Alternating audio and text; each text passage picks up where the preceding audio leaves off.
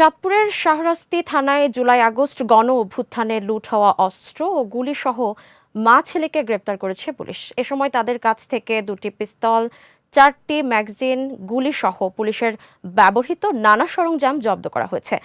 চাঁদপুরের অতিরিক্ত police super Lutfur Rahman বিষয়টি নিশ্চিত করে বলেন, আটককৃতরা হলেন উপতলা গ্রামের আলমগীর হোসেনের স্ত্রী লাভলি বেগম ও ছেলে ফয়সাল হোসেন শাকিল।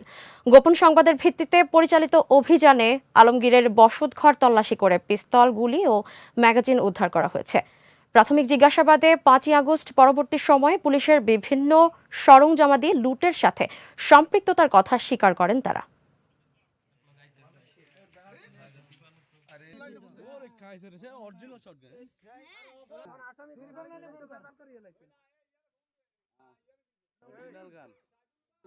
একটি 9mm পিস্তল আর একটি 7.62 পিস্তল, 2টি পিস্তল এবং 30 রাউন্ড গুলি, 4টি ম্যাগাজিন উদ্ধার করি। প্রাথমিকভাবে আমরা 2জনকে আটক করেছি। এই বিষয়ে পরবর্তীতে তদন্ত করে ব্যবস্থা গ্রহণ করা হবে।